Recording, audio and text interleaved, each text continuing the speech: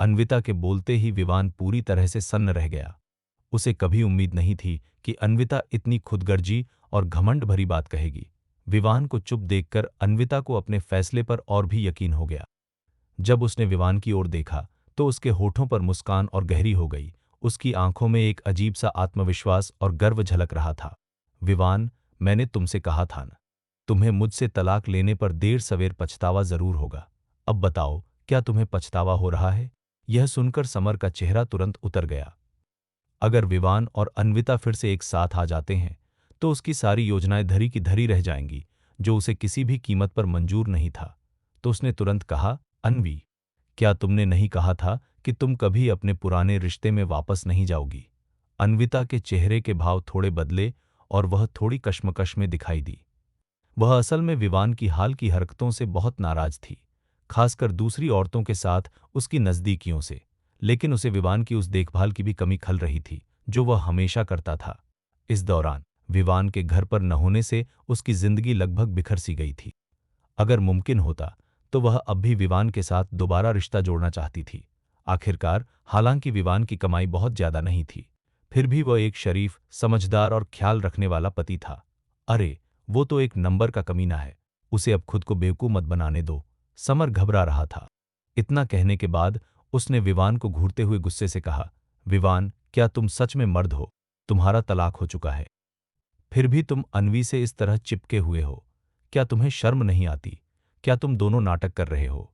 विवान ने अपनी भौहें चढ़ाकर नफरत भरी नजर से समर की ओर देखा।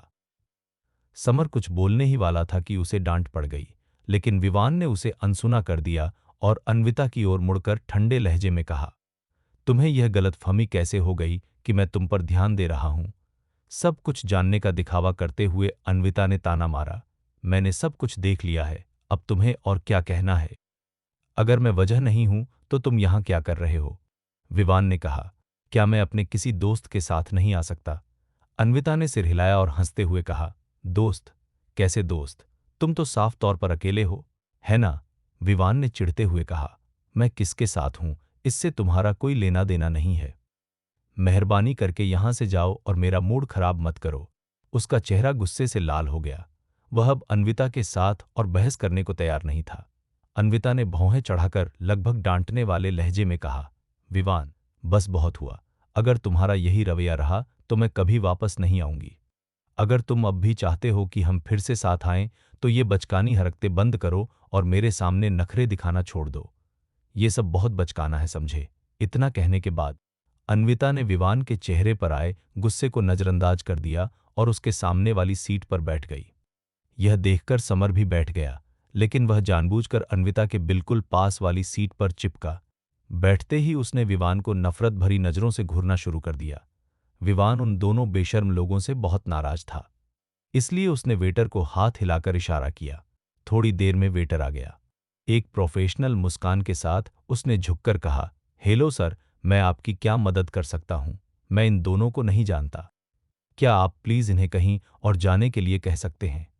मैं नहीं चाहता कि ये मेरे खाने के बीच में परेशान करें। विवान ने अपने सामने अकड़कर बैठी अन्विता और रोनी सूरत बनाए बैठे समर की ओर इशारा किया। यह सुनकर वेटर ने अन्विता और समर की ओर कुछ हैरानी से देखा और फिर विनम्रता से कहा, सर, यहां और भी कई सीटें खाली हैं। प्लीज आप दूसरे मेहमानों को परेशान न करें। शुक्रिया। विवान, तुम्हारा क्या मतलब है? अन्विता का चेहरा पल भर में ही उतर गया। उसे कभी उम्मीद नहीं थी कि विवान सचमुच उसे हटाने के लिए वेटर को बोल देगा। विवान ने ठंडे स्वर में कहा, तुम्हारा क्या मतलब है? क्या तुम इंसानों की भाषा नहीं समझ सकती? मैं तुम्हें अपनी नजरों से दूर जाने के लिए कह रहा हूं ताकि तुम मेरा मूड खराब न करो। अन्विता का चेहरा गुस्से से लाल हो गया। वह खड़ी हुई, विवान की ओर इशारा करते हुए गुस्से से बोली, विवान, क्या इतना गिरना जरूरी था? मैं पहले ही बैठ चुकी हूं, तुम्हें दूसरा मौका देने की कोशिश कर रही हूं। तुम अपनी गलती क्यों नहीं मान रहे? अन्विता, क्या तुम्हारा दिमाग इस पूल के पानी में भीग गया है? मैं अपनी गलती क्यों मानूं? विवान गुस्से से हंसा। उसकी निगाहें समर के उतरे हुए चेहरे पर पड़ीं। उसने ताना मारते हुए कहा, या तुम्हें लगता है कि हर कोई तुम्हारे बगल में बैठे इस पालतू कुत्ते की तरह है जो तुमसे चिपका रहता है और तुम्हारी चापलूसी करता है? विवान, अन्विता का दिल जोर जोर से धड़क रहा था। वह कुछ कहना चाहती थी, लेकिन उसी पल दो खूबसूरत लड़कियां उनकी ओर बढ़ रही थीं। आने वाले मेहमान आन्या और उसकी सबसे अच्छी दोस्त दिशा थीं। दिशा के पहुंचते ही वह गर्मजोशी से विवान के पास गई और अन्विता और समर को देखकर मुस्कुराई।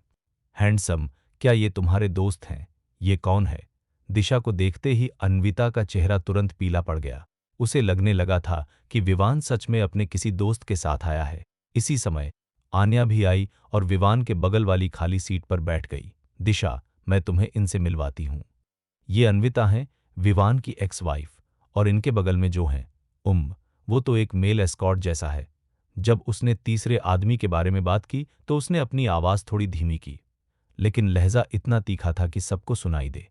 उसकी आंखों में जो नफरत और हिकारत थी, वह किसी भी अंधे को भी साफ दिखाई दे जाती। आन्या का परिचय सुनने के बाद समर का चेहरा और भी ज्यादा बिगड़ गया। मिस आन्या, प्लीज जुबान संभाल कर बात करें। अन्वी और मैं बहुत अच्छे दोस्त हैं। उसने अपना बचाव करने की कोशिश की, लेकिन दिशा को इसमें दिलचस्पी आ गई। उसकी शरारती आंखों ने समर को ऊपर से नीचे तक देखा और फिर उसने भौहें चढ़ाकर कहा, यह दिखने में तो साधारण सा है, विवान जितना लंबा भी नहीं है और इसकी बॉडी भी विवान जैसी अच्छी नहीं है। क्या अन्विता अंधी है? उसने सच में इतने बदसूरत आदमी के लिए विवान को तलाक दे दिया। आप? समर का चेहरा गुस्से से लाल हो गया और वह दिशा की ओर इशारा करते हुए उसे गालियां देने के लिए तैयार हो गया, लेकिन अन्विता के आसपास होने की वजह से उसे अपनी शरीफ इमेज बनाए रखने के लिए खुद को रोकना पड़ा। क्या हुआ? हंगामा इतना ज्यादा था कि स्पा रिजॉर्ट के मैनेजर को भी आना पड़ा। मैनेजर शुक्ला स्थिति देखने आए, लेकिन दिशा को देखते ही वह तुरंत मुस्कुरा उठे। मिस दिशा, आप आ गईं। हम। दिशा ने हल्की सी मुस्कान बिखेरी, फिर अपने गुस्से को काबू करने की कोशिश कर रहे समर की ओर इशारा करते हुए कहा, मैनेजर शुक्ला, आप बिल्कुल सही समय पर आए हैं। प्लीज इस फालतू आदमी को बाहर निकाल दीजिए। इसकी वजह से हमारे क्लब की क्लास खराब हो रही है। जी हाँ मिस दिशा। मैनेजर शुक्ला ने सिर हिलाया, फिर समर को आगे बढ़ने का इशारा किया। सर प्लीज आप जाइए यहां से। समर का चेहरा गुस्से से तमतमा गया और उसने कहा, हम कस्टमर हैं और हमने मेंबरशिप कार्ड भी लिया है। क्या आप अपने मेंबर्स के साथ ऐसा बर्ताव करते हैं? मैनेजर शुक्ला के कुछ बोलने से पहले ही दिशा ने सीधे कहा, ओह आपके पास मेंबरशिप कार्ड है, तो मैनेजर शुक्ला, क्या आप इनका मेंबरशिप कार्ड कैंसिल कर सकते हैं? जो नुकसान होगा मैं भर दूंगी। जी बिल्कुल मिस दिशा। मैनेजर शुक्ला ने मुस्कुराते हुए सिर हिलाया। दिशा के कहे बिना शायद वह इस स्थिति को इतनी आसानी से नहीं संभाल पाते, लेकिन चूंकि दिशा ने ऐसा कहा था, इसलिए उन्हें अब कोई चिंता नहीं थी। उन्होंने तुरंत दो सिक्योरिटी गार्ड्स को बुलाया और उनसे समर को बाहर निकालने को कहा। समर ने विरोध किया, लेकिन वह कमजोर था और दो हट्टे-कट्टे सिक्योरिटी गार्ड्स के सामने उसकी एक न चली। उसे जबरदस्ती क्लब से बाहर निकाल दिया गया। अन्विता ने उसे नहीं रोका। उसने अपने दांत भींचे और अपनी निगाहें विवान के चेहरे पर टिकाए रखीं। विवान, तुमने सबके सामने समर की बेइज्जती की और मेरी नाक कटवा दी। क्या तुम यही चाहते थे? क्या तुम्हें खुद से यह सवाल नहीं पूछना चाहिए? मैंने अभी कहा कि मैं यहां एक दोस्त के साथ आया हूं, तुमसे इत्तेफाक से मिलने नहीं। तुम ही हो जिसे मुझ पर भरोसा नहीं है ना? विवान की आंखों में कोई भाव नहीं था और उसने आगे कहा, और मैं फिर से कहना चाहता हूं, मुझे न तो तुम्हारी मदद चाहिए और न ही तुम्हारे तथाकथित मौके की। हमारा रिश्ता अब बीती बात है। मैं कोई कबाड़ी नहीं हूं जो कचरा इकट्ठा करता फिरूं। प्लीज दोबारा मेरे पास आने की हिम्मत मत करना। इतना कहने के बाद विवान ने अपनी निगाहें हटा ली और अन्विता को देखना बंद कर दिया। अन्विता ने अपनी मुट्ठियां भींच ली, उसकी आंखें थोड़ी लाल हो गईं। वह विवान को ध्यान से घूर रही थी, मानो कुछ कहने ही वाली हो।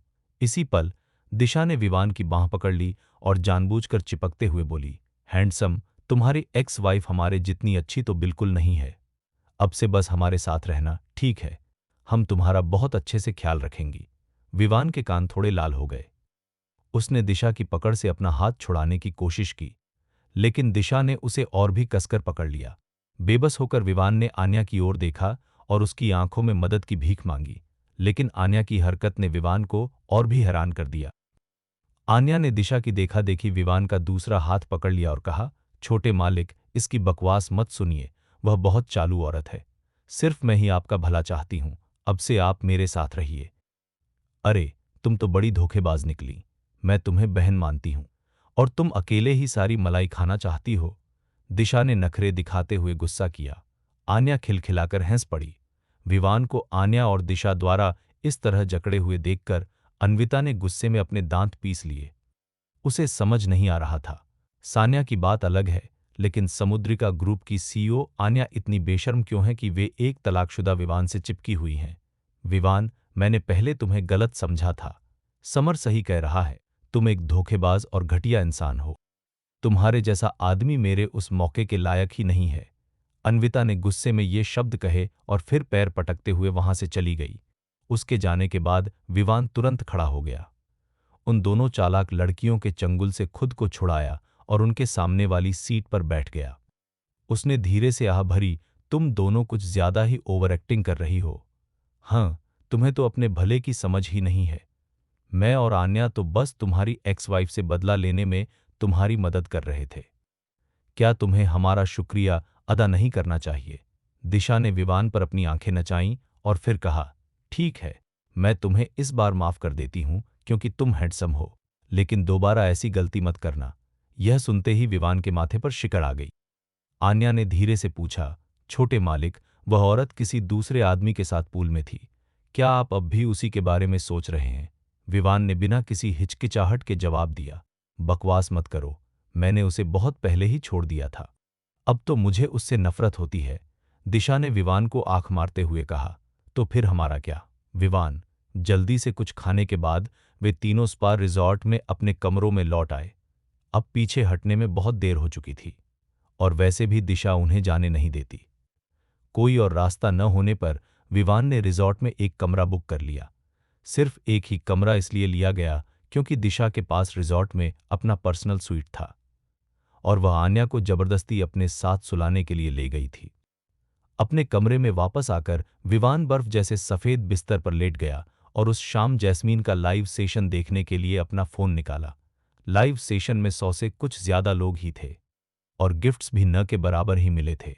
कभी कभार कोई चैट में मैसेज कर देता था, लेकिन उनमें से ज्यादातर बस ऊपरी तारीफें ही होती थीं। वह जो गाना गा रही थी वह एक पुराना क्लासिक था। अजीब दास्तां है ये, अजीब दास्तां है ये, कहाँ शुरू कहाँ खत्म, मंजिलें हैं कौन सी, न वो समझ सके न हम। उसकी आवाज बहुत सुरीली और दर्द भरी थी। इन गानों को सुनने मात्र से ही दिल में एक अजीब सी उदासी छा जाती थी। यह देखकर कि ज्यादा गिफ्ट्स नहीं मिल रहे थे, विवान ने अपना अकाउंट रिचार्ज किया और लगभग 10 महंगे गिफ्ट्स भेज दिए। माय हार्ट फॉरएवर की ओर से यह गिफ्ट करने के लिए बहुत बहुत शुक्रिया। अगर आपको मेरा गाना पसंद आया तो प्लीज मुझे फॉलो करें। फोन की स्क्रीन पर जैस्मीन ने अपना सिर झुकाया, प्यारी सी मुस्कान दी और अपने 2 प्यारे दांत दिखाए। विवान ने तुरंत एक मैसेज टाइप किया और भेज दिया, काफी देर हो गई है, स्ट्रीमिंग बंद करो और थोड़ा आराम करो। यह मैसेज देखकर जैस्मीन एक पल के लिए रुकी, फिर उसने विवान के प्रोफाइल पर क्लिक किया। विवान का प्रोफाइल बहुत साफ सुथरा था, उस पर कोई जानकारी नहीं थी और यहां तक कि उसकी प्रोफाइल पिक्चर भी समुद्र किनारे की एक सिंपल फोटो थी। जैस्मीन को अंदर से एहसास हुआ कि माय हार्ट फॉरएवर आईडी वाला यूजर कोई और नहीं बल्कि विवान ही है। यह सोचकर जैस्मीन ने हिचकिचाते हुए पूछ, सर, क्या यह आप हैं? विवान ने हम लिखकर जवाब दिया। एक साधारण सा हम मैसेज देखते ही जैस्मीन की आंखें चमक उठीं। उसने खुशी से पूछा, सर आप वापस कब आ रहे हैं? आज रात कुछ काम आ गया, इसलिए मैं वापस नहीं आ पाऊंगा। तुम थोड़ा आराम कर लो, कल मिलते हैं। यह मैसेज भेजने के बाद विवान तुरंत लाइव सेशन से बाहर निकल गया। इससे बचने का कोई रास्ता नहीं था, क्योंकि लाइव चैट में लोगों ने पहले ही विवान और जैस्मीन के रिश्ते के बारे में सवाल पूछना शुरू कर दिया था। विवान ने लाइव छोड़ दिया, लेकिन जैस्मीन ने इसे तुरंत बंद नहीं किया। जब जैस्मीन ने स्क्रीन पर किसी को विवान के साथ अपने रिश्ते के बारे में पूछते देखा, तो उसका चेहरा खुशी से खिल उठा। उसने अपनी चमकदार पलकें झपकाईं और प्यारी सी मुस्कान के साथ कहा, वह मेरे लिए बहुत खास हैं। इतना कहने के बाद उसने आगे कहा, ठीक है दोस्तों, आज का लाइव सेशन यहीं खत्म होता है। सर ने मुझे जल्दी सोने के लिए कहा है, गुड नाइट। लाइव बंद करने के बाद जैस्मीन ने अपना फोन उठाया, अपने कमरे से बाहर निकली और सीधे विवान के बेडरूम में चली गई। हालांकि विवान आज रात वापस नहीं आ रहा था, फिर भी जैस्मीन ने विवान के कमरे में सोने का फैसला किया। उसने विवान के कंबल से खुद को ढक लिया, उसके तकिए को गले लगाया और उस पर बसी विवान की खुशबू को महसूस करते हुए गहरी सांस ली, जिससे उसे बड़ा सुकून मिला।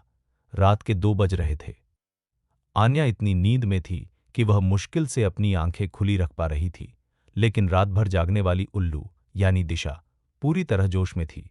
वह आन्या से उसके और विवान के रिश्ते के बारे में लगातार पूछती रही, लेकिन आन्या ने बस गोलमोल जवाब दिए।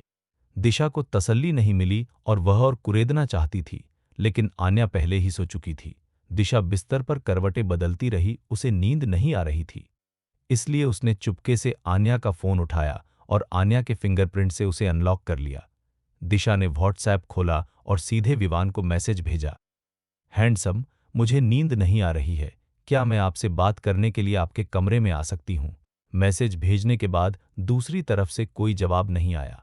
दिशा ने भौहें चाईं, बिस्तर के पास वाला लैंप जलाया, आन्या के ऊपर से कंबल हटाया और आन्या के पैरों की एक तस्वीर खींची जो उसके अपने पैरों से थोड़े लंबे थे। एक फोटो क्लिक की, सेंड बटन दबाया और काम हो गया। कुछ ही देर बाद चैट विंडो में जवाब आया। विवान के जवाब में बस 6 डॉट्स थे। दिशा ने आंखें सिकोड़कर एक शरारती मुस्कान दी। फिर उसने अपनी टांगों का पोज बनाया, एक फोटो खींची और भेज दी। हैंडसम, सच सच बताना, मेरी टांगें ज्यादा सुंदर हैं या आन्या की? मैसेज भेजने के बाद दिशा ने कुछ और मिनट इंतजार किया। हालांकि विवान ने इस पर कोई जवाब नहीं दिया। दिशा ने फिर से भौहें चढ़ाईं और मन ही मन बड़बड़ाई, यह मेरे मैसेज का जवाब क्यों नहीं दे रहा है? क्या वो हमारी तस्वीरें देखते हुए कसरत कर रहा है? यह सोचकर उसने हड़बड़ी में एक और मैसेज भेजा। हैंडसम, तुम्हें बिल्ली वाली ड्रेस पसंद है या खरगोश वाली ड्रेस? अगली बार मैं तुम्हारे लिए मेड वाली ड्रेस पहनूंगी, ठीक है?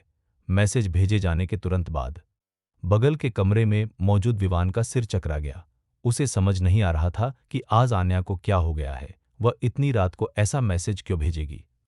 आन्या द्वारा अभी अभी भेजी गई 2 टांगों की तस्वीरों के बारे में सोचते हुए विवान ने तुरंत अपना फोन नीचे रख दिया।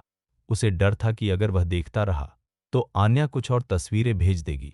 उस रात विवान ने एक सपना देखा जिसमें उसे खूबसूरत गोरी टांगें दिखाई दी।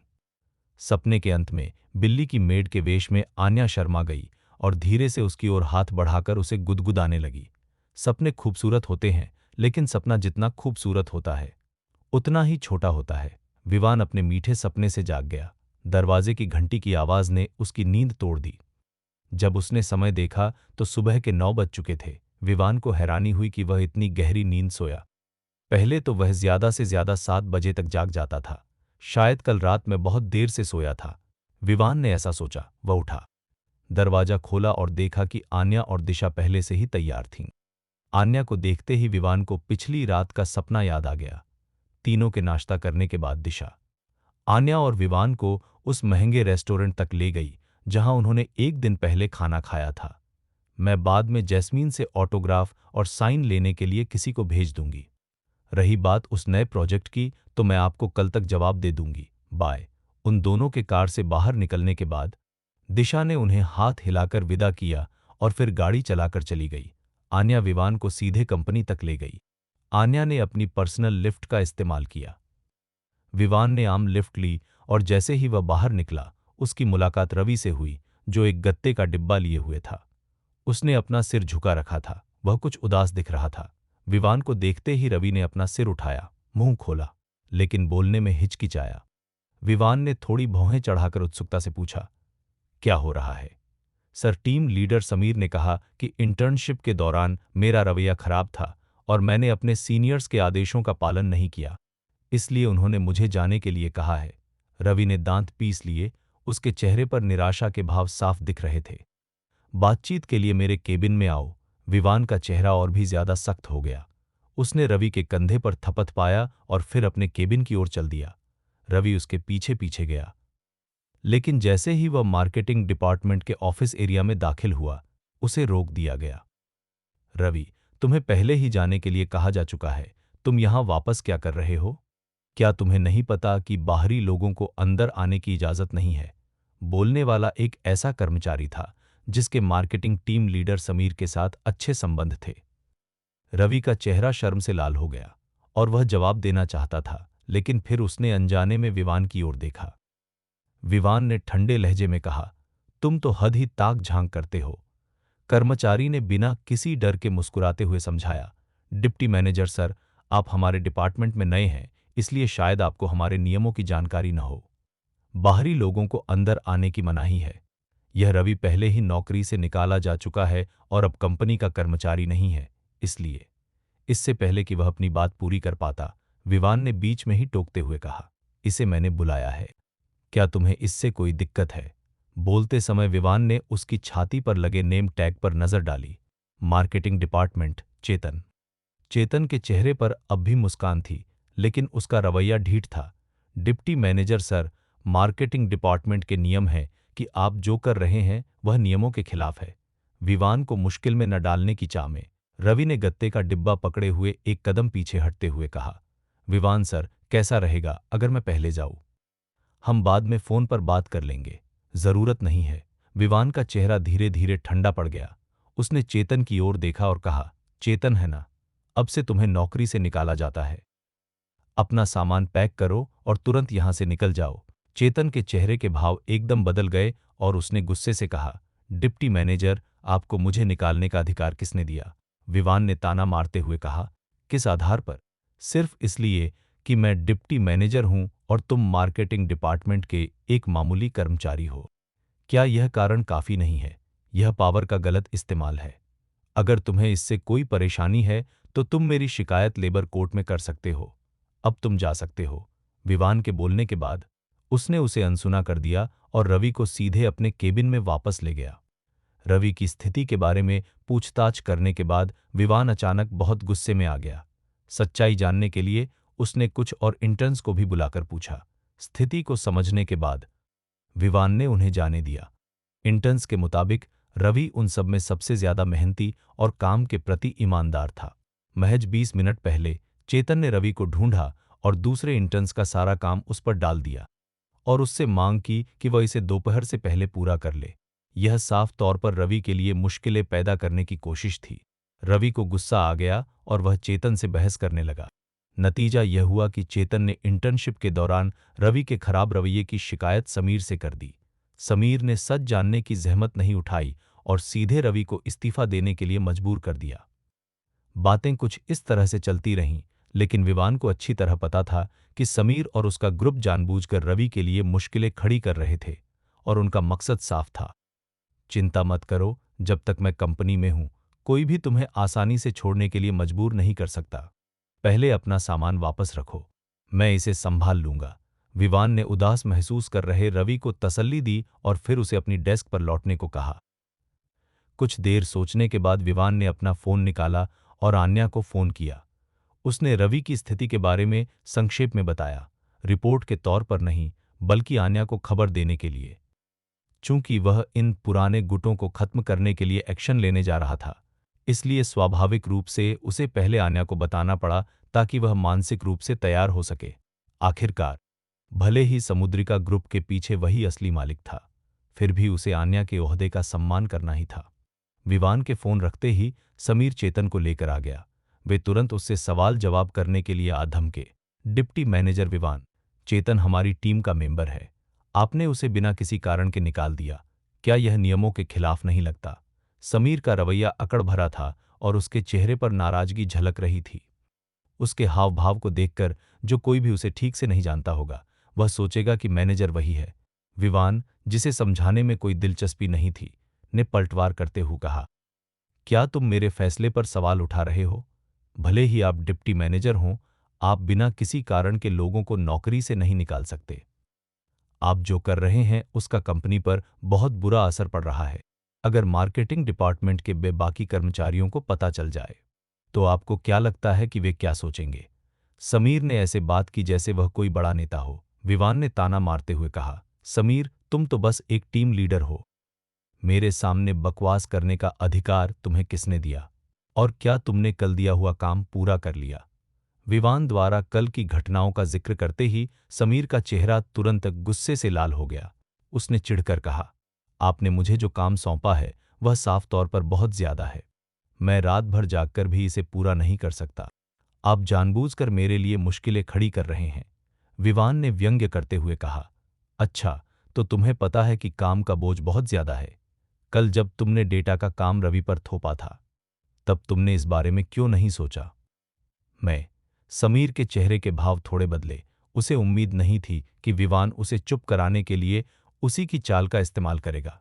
मैंने तुमसे कहा था, अगर तुम इसे पूरा नहीं कर सकते तो तुम्हें आज आने की जरूरत नहीं है। क्या तुम मेरी बात अनसुनी कर रहे हो? विवान ने जोरदार आवाज के साथ अपना हाथ मेज पर पटका, जिससे समीर और चेतन दोनों चौंक गए।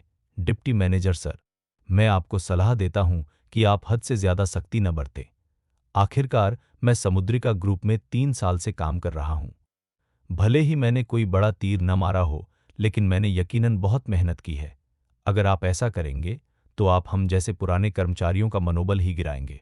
समीर ने दांत पीसते हुए विवान को धमकाने की कोशिश की।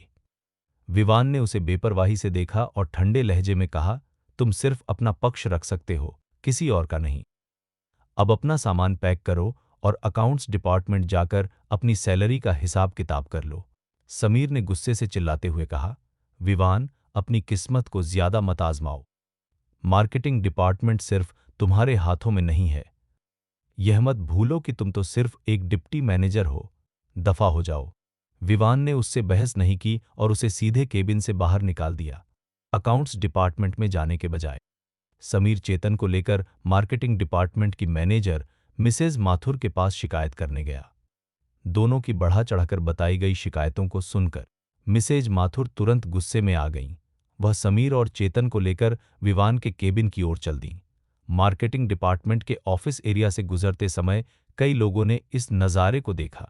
मिसेज माथुर का मूड कुछ ठीक नहीं लग रहा है। लगता है डिप्टी मैनेजर बड़ी मुसीबत में फंस गए हैं। वह तो बस जान पहचान के दम पर अंदर आया है, फिर भी वह ऐसे बर्ताव करता है जैसे वह इस जगह का मालिक हो। क्या उसे सच में लगता है कि मार्केटिंग डिपार्टमेंट में सिर्फ वही फैसले लेता है?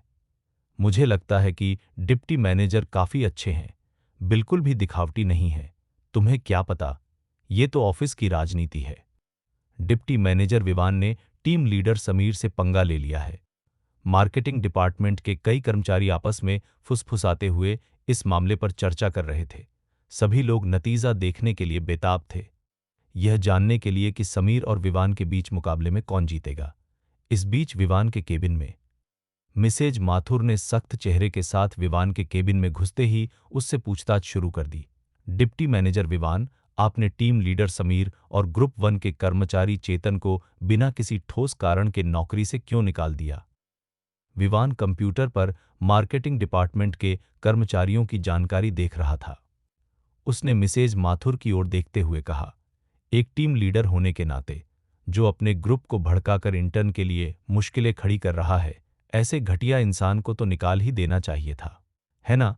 मिसेज माथुर ने बिना किसी भाव के पूछा, क्या डिप्टी मैनेजर विवान के पास अपनी कही बात का कोई सबूत है? फाइलों को चेक करते हुए विवान ने जवाब दिया, मैंने इसे अपनी आंखों से देखा है, मुझे और क्या सबूत चाहिए? या क्या मिसेज माथुर को लगता है कि मैं झूठ बोल रहा हूं और जानबूझकर उन दोनों को निशाना बना रहा हूं? मैं इस मामले की पूरी तरह से जांच करूंगी और फिलहाल हम उन्हें नौकरी से निकालने की बात को एक तरफ रखते हैं। जब मिसेज माथुर बोल रही थीं, तो उन्होंने समीर और चेतन की ओर मुड़कर कहा, ठीक है, तुम दोनों अभी काम पर वापस जाओ। जी मैम। समीर और चेतन ने सिर हिलाया। उनके चेहरों पर जीत की खुशी साफ दिख रही थी। समीर ने जानबूझकर विवान को एक घमंड भरी नजर से देखा। विवान ने थोड़ी भौहें चढ़ाकर ठंडे लहजे में कहा, मिसेज माथुर, क्या आप वाकई उनकी तरफदारी करना चाहती हैं? विवान, तुम सिर्फ एक डिप्टी मैनेजर हो, अपनी हद में रहो। मिसेज माथुर के चेहरे पर तुरंत नाराजगी आ गई। पद के हिसाब से वह विवान की सीनियर थीं, लेकिन विवान ने अपने जूनियर्स के सामने उनसे इस तरह बात की जो साफ तौर पर उनकी बेइज्जती थी। विवान बात को और बढ़ाना नहीं चाहता था। आखिरकार उसने मिसेज माथुर की प्रोफाइल देखी थी और पाया कि वह एक काबिल मैनेजर हैं। उसने धीरे से आह भरी और नरमी से सलाह दी, मिसेज माथुर, मैं मार्केटिंग डिपार्टमेंट में कुछ ही दिनों से हूं और मुझे यहाँ के हालात की ज्यादा जानकारी नहीं है, लेकिन मुझे नहीं लगता कि आपने इस मामले को ठीक से संभाला है। विवान ने शांति से मिसेज माथुर की आंखों में देखा।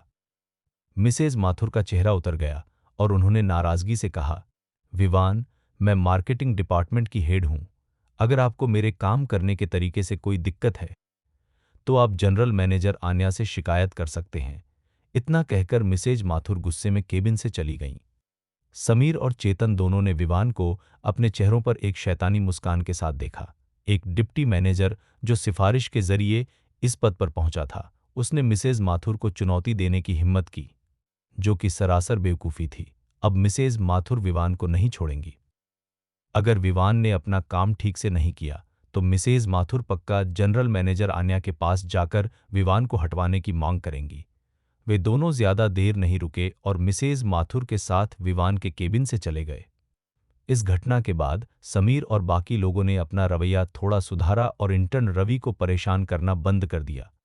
हालांकि रवि को बाकी इंटर्न्स के मुकाबले काफी ज्यादा काम सौंपा गया था। दोपहर में आन्या ने एक और मैसेज भेजकर विवान को अपने ऑफिस में लंच के लिए बुलाया। दोनों ने खाना खाते हुए बातचीत की और विवान ने आन्या से मिसेज माथुर के बारे में उसकी राय पूछी। बहुत काबिल है, लेकिन लोगों से डील करने में थोड़ी कच्ची हैं, यह आन्या का जवाब था। विवान ने हल्के से सिर हिलाया और कुछ नहीं कहा। विवान को चुप देखकर आन्या थोड़ी परेशान हो गई और हिचकिचाते हुए पूछा, छोटे मालिक, कहीं आपने मिसेज माथुर को सिर्फ इसलिए तो नहीं निकाल दिया क्योंकि उन्होंने आपके साथ बुरा बर्ताव किया था? इतनी भी बुरी नहीं है वो। विवान मुस्कुराया, अपना चम्मच और कटोरा नीचे रखा और अपने मुंह से तेल पोंछने के लिए एक नैपकिन उठाया। आन्या ने राहत की सांस लेते हुए सिर हिलाया और कहा, चलो फिर ठीक है, ठीक है। अब मैं काम पर वापस जाता हूं। विवान उठा, कॉफी टेबल पर रखे खाने के डिब्बों को ठीक से समेटा और फिर चला गया। जब वह अपने केबिन लौटा तो मिसेज माथुर ने विवान को कुछ फाइलें सौंपीं। विवान ने मना नहीं किया। उसने पूरी दोपहर उन फाइलों को निपटाने में बिताई और काम खत्म करने से पहले उन्हें खुद मिसेज माथुर की मेज पर रख दिया।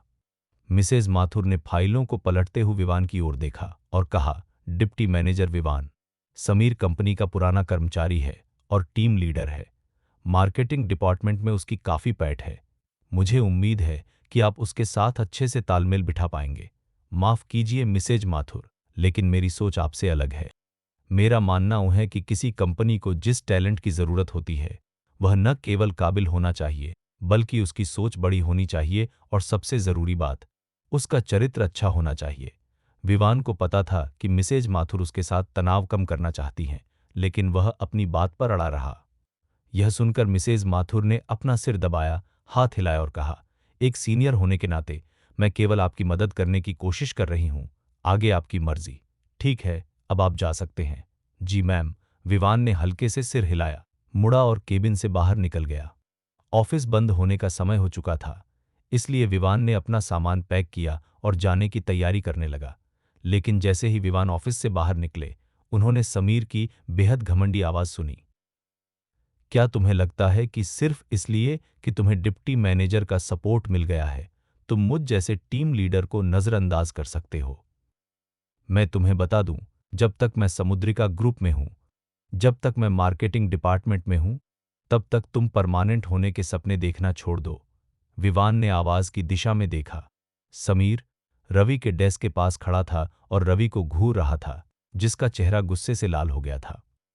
रवि ने दांत पीसते हुए गुस्से से कहा, यह कंपनी आपके बाप की नहीं है। मेरी नौकरी पक्की होगी या नहीं, यह मेरे काम और टैलेंट पर निर्भर करता है। इसमें आपका कोई हाथ नहीं है। हा हा हा। यह सुनकर समीर जोर से हंस पड़ा। क्या तुम ज्यादा पढ़ लिख कर पागल हो गए हो?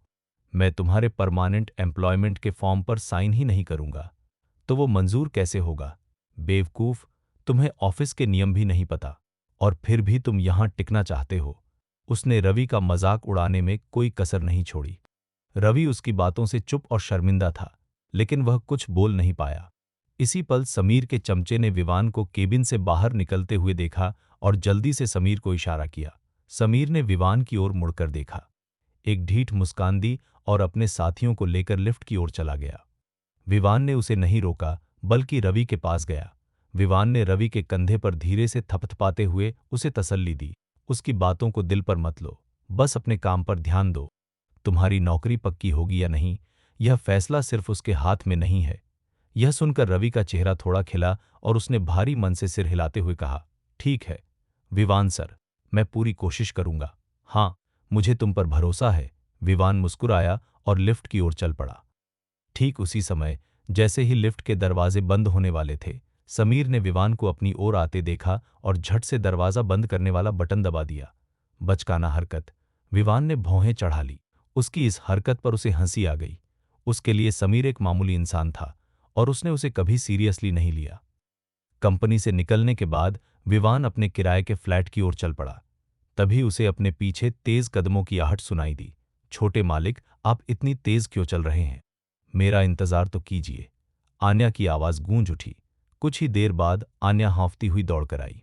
उसने हाई हील्स पहन रखी थी, हाथ में एक हैंडबैग था और उसके चेहरे पर थोड़ी नाराजगी थी। कोई बात है क्या? विवान उलझन में दिख रहा था। कुछ नहीं, मुझे खाना बनाने में बहुत आलस आ रहा था, इसलिए मैंने सोचा कि मैं आपके यहाँ खाने पर आ जाऊं। क्या मेरा स्वागत नहीं है? आन्या ने मुंह फुलाकर कहा। छोटे मालिक ने पहले मुझसे वादा किया था कि मैं कभी भी आपके घर खाने पर आ सकती हूं। क्या अब आप अपना वादा तोड़ रहे हैं? विवान हंसते हुए बोला। बिल्कुल नहीं, लेकिन अगली बार मैं तुम्हें पहले से बता दूंगा। मुझे डर है कि कहीं जैस्मीन ने तुम्हारे हिस्से का खाना न बनाया हो। आन्या मुस्कुराई और बोली, कोई बात नहीं, मैं डाइटिंग पर हूं, मैं ज्यादा नहीं खाती।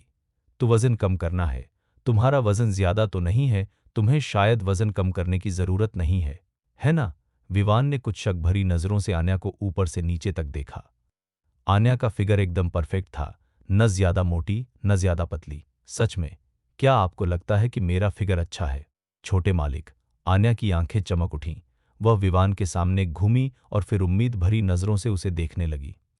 विवान ने हल्के से सिर हिलाते हुए कहा, हाँ, तुम्हारा फिगर अच्छा है, तुम्हें वजन कम करने की जरूरत नहीं है। आन्या का सुंदर चेहरा थोड़ा लाल हो गया और उसने शर्माते हुए पूछा, क्या छोटे मालिक को मेरा फिगर पसंद है? इससे पहले कि विवान कुछ जवाब दे पाता, एक लाल रंग की एस्टन मार्टिन कार सड़क के किनारे आकर रुकी। कार का दरवाजा खुला और 30-40 साल का एक अधेड़ आदमी, जिसने सोने के फ्रेम वाला चश्मा और एक महंगा कस्टम मेड सूट पहना हुआ था, ड्राइवर की सीट से बाहर निकला। उसके चेहरे पर हल्की सी मुस्कान थी और कलाई पर एक महंगी घड़ी चमक रही थी। वह आदमी अभी गाड़ी से उतरा ही था कि उसकी नजर आन्या पर पड़ी। उसने विवान को पूरी तरह से नजरअंदाज कर दिया, जो आन्या के बगल में खड़ा था। उसने आन्या को हाथ हिलाकर इशारा किया और उसके पास जाकर बोला, आन्या, क्या तुम आज रात फ्री हो? मैं तुम्हें अपने एक दोस्त की पार्टी में ले जाना चाहता हूं। माफ कीजिए, आज रात के लिए मेरे पास पहले से ही कुछ प्लान्स हैं। आन्या ने विवान की ओर एक नजर डाली, फिर उस आदमी को एक विनम्र मुस्कान दी और मना कर दिया। तभी उस आदमी की नजर विवान पर पड़ी, जो आन्या के बगल में खड़ा था। लेकिन यह सिर्फ एक सरसरी नजर थी। क्या ये वही सज्जन है? वह आन्या से पूछ रहा था। आन्या ने धीरे से सिर हिलाया। यह देखकर उस आदमी ने मुस्कुराते हुए विवान की ओर मुड़कर कहा, नमस्ते, मेरा नाम जयवर्धन है, आपसे मिलकर खुशी हुई। विवान। विवान ने सिर हिलाया और अपना नाम बताया। जयवर्धन एक पल के लिए रुका। उसका दिमाग तेजी से सोचने लगा कि क्या बिजनेस की दुनिया में विवान नाम का कोई बड़ा आदमी था। लेकिन काफी देर सोचने के बाद भी उसे विवान नाम का कोई बड़ा आदमी याद नहीं आया। इसलिए उसने मुस्कुराते हुए पूछा, क्या मैं पूछ सकता हूं कि मिस्टर विवान कहाँ काम करते हैं? समुद्रिका ग्रुप, मार्केटिंग डिपार्टमेंट का डिप्टी मैनेजर। समुद्रिका ग्रुप डिपार्टमेंट का डिप्टी मैनेजर? तो आप आन्या की कंपनी में उसके एम्प्लॉई हैं? यह सुनकर जयवर्धन की आंखों में थोड़ी सी हिकारत झलक उठी। उसे लगा था कि इस कॉम्प्यूटर का कुछ लेवल होगा, लेकिन वह तो बस एक ऊंचे पद वाला कर्मचारी निकला। इस हैसियत के साथ उसे उसके साथ मुकाबला करने भी हक नहीं है। आप ऐसा कह सकते हैं। विवान शांति से मुस्कुराया। हे, चूंकि आन्या ने पहले आपसे मिलने का वादा किया था, इसलिए मैं आपको परेशान नहीं करूंगा। जयवर्धन ने विवान से बात करने में कोई दिलचस्पी नहीं दिखाई। उसने आन्या की ओर मुड़कर कहा, आन्या, चलो किसी और दिन का प्लान बनाते हैं। आन्या ने जवाब में हल्का सा सिर हिलाया। जयवर्धन मुड़ा, अपनी कार में बैठा और चला गया। उसके जाने के बाद आन्या ने गुस्से में विवान की बांह पकड़ ली और कहा, छोटे मालिक, उस जयवर्धन ने तो साफ तौर पर आपको नीचा दिखाया। फिर भी आपको गुस्सा क्यों नहीं आया? वह मेरा सम्मान करता है या नहीं, यह उसका निजी मामला है, इससे मुझे क्या लेना देना। विवान ने मुस्कुराते हुए कहा, बस अपनी जिंदगी अच्छे से जियो। दूसरों की राय मायने नहीं रखती। अगर तुम दूसरों की राय की बहुत परवाह करोगी तो जिंदगी बहुत मुश्किल हो जाएगी। बात तो सही है। आन्या की पलकें झपकी और उसने हल्के से सिर हिलाया। वह शुरू में थोड़ी गुस्से में थी, लेकिन विवान का लेक्चर सुनने के बाद वह तुरंत शांत हो गई, जैसे कि उसे कुछ याद आ गया हो। आन्या ने विवान की बांह हिलाई और नखरे भरे लहजे में पूछा, छोटे मालिक, क्या आपको मेरी राय की परवाह है? तुम गेस करो। विवान इस सवाल का जवाब नहीं देना चाहता था। वह मुस्कुराया और अपने फ्लैट की ओर जाने से पहले आन्या के सिर पर प्यार से हाथ फेरा। आन्या उसके पास ही चिपकी रही, उसकी बांह पकड़े हुए, उसे हिलाती हुई और नखरे दिखाती हुई। लेकिन विवान ने उसके सवालों का सीधा जवाब नहीं दिया, जिससे वह चिढ़ गई, लेकिन वह कुछ कर नहीं सकती थी। नटिंग। उसी समय आन्या को अपने फोन पर एक मैसेज मिला। उसने अपना फोन निकाला और उस पर एक नज़र डाली। उसके चेहरे के भाव थोड़े बदले और उसने अपनी चाल धीमी कर दी। उसे थोड़ा गिल्टी महसूस हो रहा था। फोन की स्क्रीन पर एक व्हाट्सएप चैट बॉक्स खुला था। व्हाट्सएप की एक दोस्त ने उसे एक डॉक्यूमेंट फाइल भेजी थी। फाइल का नाम था फीमेल एंकर जैस्मीन की जानकारी। फाइल मिलने के बाद आन्या ने उसे तुरंत खोल लिया। कुछ जानकारी पढ़ने के बाद आन्या का चेहरा तुरंत थोड़ा सख्त हो गया। यह छोटी लोमड़ी सचमुच छोटे मालिक के लिए ही आई थी। अपने किराए के कमरे में वापस जाते समय आन्या के चेहरे पर काफी नाराजगी थी। उसने विवान की ओर कई बार देखा, मानो कुछ कहना चाहती हो, लेकिन फिर खुद को रोक लेती हो। लेकिन जब उसने जैस्मीन की पहचान के बारे में मिली जानकारी के बारे में सोचा तो वह काफी सतर्क हो गई। और इस तरह इसी कशमकश में वो और विवान अपने किराए के फ्लैट में लौट आए। विवान ने अपनी चाबी से दरवाजा खोला और तुरंत ही डाइनिंग एरिया से खाने की खुशबू चारों ओर फैल गई। खाने की महक ही मुंह में पानी लाने के लिए काफी थी। सर, आप वापस आ गए। अरे आन्या, तुम फिर से यहां आ गई हो। दरवाजा खुलने की आवाज सुनकर जैस्मीन रसोई से बाहर आ गई। उसने कमर पर एप्रन बांध रखा था और हाथ में एक करछी पकड़े हुए थी और ऐसा लग रहा था कि वह खाना बना रही है। विवान हंसते हुए बोला, तुम्हारी बहन आन्या अक्सर खाने पर आती रहेगी, इसलिए अगली बार एक एक्स्ट्रा आदमी का खाना बना लेना। आन्या ने हैरानी की बात यह है कि कोई बहस नहीं की। उसने मिलीजुली भावनाओं के साथ जैस्मीन को देखा। उसके दिल में एक अजीब सी टीस उठी। समुद्रिका ग्रुप की सीईओ होने के नाते शहर में उसका रुतबा कम नहीं था, लेकिन जैस्मीन की तुलना में उसकी बैकग्राउंड पूरी तरह से मामूली थी। यह सोचकर आन्या को अचानक हीनता और बेबसी महसूस हुई। जैस्मीन ने सिर हिलाया और मीठी मुस्कान के साथ कहा, sir sister Aanya, please 2 minute रुकिए, खाना बस तैयार ही है। कुछ मिनट बाद मेज पर 4 तरह की डिशेज और एक सूप परोसा गया। वे तीनों कल की तरह ही थे, लेकिन माहौल बिल्कुल अलग था। आन्या, क्या तुम्हारे मन में कुछ चल रहा है? आन्या की चुप्पी को देखकर विवान ने कुछ शक भरी नजरों से उसकी ओर देखा। यह सुनकर जैस्मीन ने भी आन्या की ओर देखा। नहीं, मैं बस कंपनी के मामलों के बारे में सोच रही थी। आन्या ने जबरदस्ती मुस्कुराते हुए एक बहाना बनाया। विवान ने इस बारे में ज्यादा नहीं सोचा। रात के खाने के बाद विवान ने पिछली रात की तरह ही आन्या को गेट तक छोड़ा। छोटे मालिक, उनके विदा होने से ठीक पहले आन्या ने विवान से कुछ कहने के लिए अपना मुंह खोला, लेकिन शब्द उसके गले में अटक गए और उसने उन्हें वापस निगल लिया। क्या हुआ? विवान के चेहरे पर फीकी मुस्कान थी। कुछ नहीं, बस अपना ख्याल रखना। आन्या ने कड़वी मुस्कान के साथ सिर हिलाया और जाने के लिए मुड़ गई। यह पगली लड़की। विवान ने अपनी नाक को छुआ। वह आन्या के व्यवहार से हैरान था। आन्या के जाने के बाद वह घर नहीं गई, बल्कि सीधे कंपनी चली गई। वह सीईओ के केबिन में अपनी कुर्सी पर बैठी अपने कंप्यूटर पर व्हाट्सएप वेब खोला और जैस्मीन की प्रोफाइल को फिर से देखा। वह इसे दोबारा कन्फर्म करना चाहती थी, लेकिन जैसे ही उसने देखा, उसकी भौहें अपने आप सिकुड़ गईं। क्या कोई गलती हो सकती है? आन्या को अभी भी थोड़ा यकीन नहीं हो रहा था, इसलिए उसने अपनी व्हाट्सएप दोस्त को एक मैसेज भेजा। हालांकि मैसेज भेजने के बाद वह बिना किसी निशान के गायब हो गया।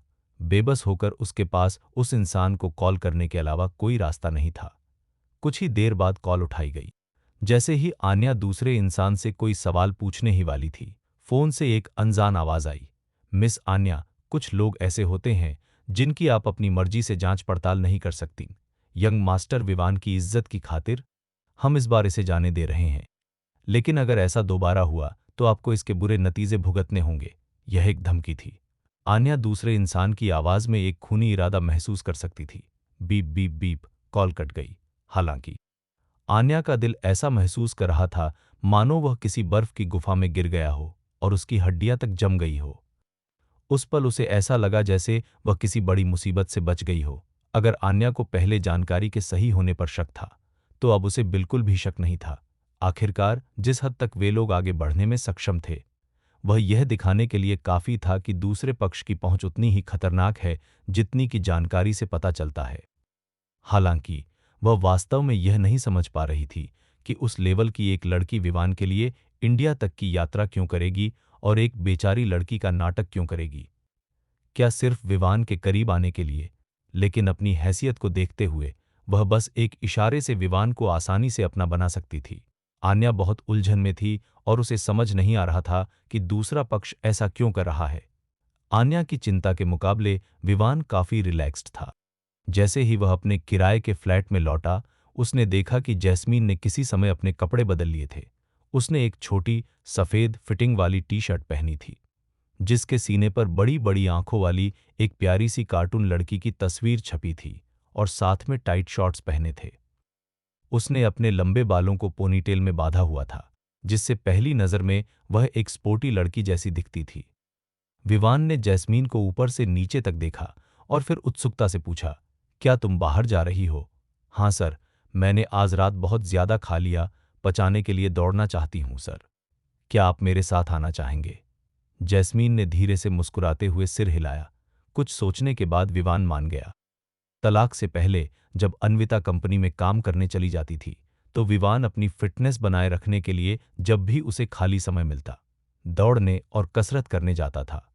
अब जब मेरा तलाक हो गया है और मैं समुद्रिका ग्रुप में काम कर रहा हूं, तो मैंने दौड़ना और कसरत करना बंद कर दिया है। लंबे समय तक बैठे रहने वाले इंसान के लिए अगर आप रोजाना कसरत और फैट कम करने के उपाय नहीं अपनाते हैं, तो आपका पेट निकल आएगा। विवान 30 साल की उम्र से पहले ही अनफिट नहीं होना चाहता था। 5 मिनट बाद विवान और जैस्मीन पास वाले पार्क में दिखाई दिए। दोनों ने पार्क की झील के किनारे बने रास्ते पर 1.5 घंटे तक जॉगिंग की। वे दोनों पसीने से तरबतर होने तक अपने फ्लैट में वापस नहीं लौटे। घर लौटने के बाद विवान ने बड़े ही सलीके से जैस्मीन से पहले नहाने के लिए कहा, जबकि वह लिविंग रूम में इंतजार करता रहा। जैस्मीन को नहाने में 10 मिनट लगे। नहाने के बाद वह शाम के अपने लाइव सेशन की तैयारी के लिए अपने कमरे में वापस चली गई। जब विवान नहाकर बाथरूम से बाहर आया, तब तक जैस्मीन ने अपना लाइव स्ट्रीम शुरू कर दिया था। अभी रात के 8 बज रहे थे और विवान के सोने का समय रात के 10 बजे था। बोर होकर उसने अपना फोन उठाया और जैस्मीन के लाइव स्ट्रीम में चला गया।